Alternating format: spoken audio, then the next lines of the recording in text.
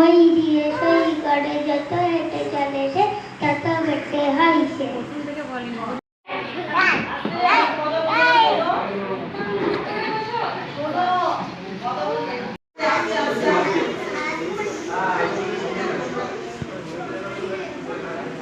কি বলছি রে খবরে পড়েছ। এখনো কিন্তু ভারতবর্ষের মধ্যে অনেক রাজ্য আছে যেখানে কিন্তু এখনো জাতিভেদ বর্ণভেদ পালন করা হয়। ও দলিত সম্প্রদায়, সুতরাং ওকে নেমন্তন্ন করা যাবে না। ওকে ওকে যদি নেমন্তন্ন করতেই হয় ওকে আলাদা জায়গায় বসিয়ে খাওয়াতে হবে, উচ্চ বর্ণের মানুষের সঙ্গে খাবে না। কিন্তু আমরা সৌভাগ্যবান যে এই ভারতবর্ষের মধ্যেই আমাদের রাজ্য পশ্চিমবঙ্গ, যেখানে কিন্তু এখনো সেই ধরনের জাতপাতের সমস্যা নেই। কারণ আমরা আমাদের সংবিধানের যতটা পারি মেনে চলি। সেই জন্যই পশ্চিমবঙ্গে সমস্ত ধর্মের সমস্ত বর্ণের মানুষ আমরা একে অপরের সঙ্গে বাস করতে পারি, আমরা একে অপরের বিপদে ঝাঁপিয়ে পড়তে পারি, আমরা একে অপরের খুশিতে মেতেও উঠতে পারি। এরই নাম পশ্চিমবঙ্গ। এবং আমার বিশ্বাস তোমরাও যারা বাচ্চা আছো তারা বড় হয়ে এই শিক্ষাটাই দেবে যে আমরা কবি সুকুমার রায়ের লেখা কবিতা ঠিকানা। আরে আরে জগমোহন, এসো এসো এসো, বলতে পারো কোথায় থাকে আদ্যানাথের মেশো?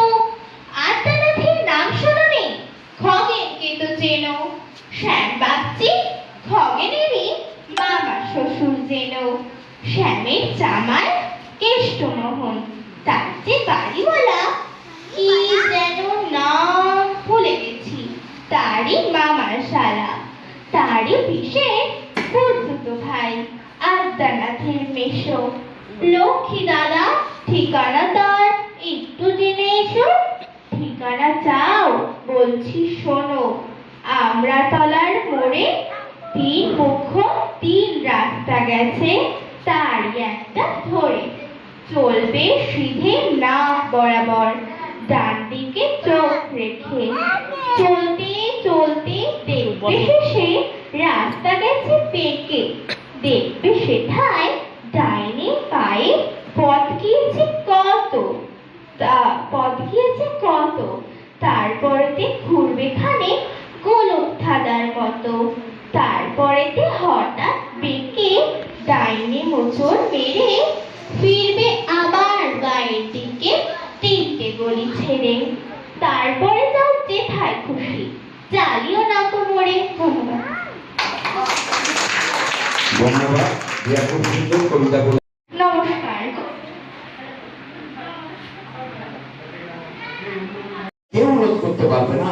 আমরা এগোবো, আমাদের রাজ্য এগোবে এবং সেই সঙ্গে আমাদের দেশও এগিয়ে যাবে। এই কটি কথা বলে সবাইকে আবার ধন্যবাদ জানিয়ে ডক্টর বি.আর. আম্বেদকরের প্রতি আমরা সবাই আরেকবার নত মস্তকে সম্মান শ্রদ্ধা জানিয়ে সম্মান জানিয়ে আমরা আজকের আমাদের অনুষ্ঠান আমরা এখানে শেষ করলাম। ধন্যবাদ।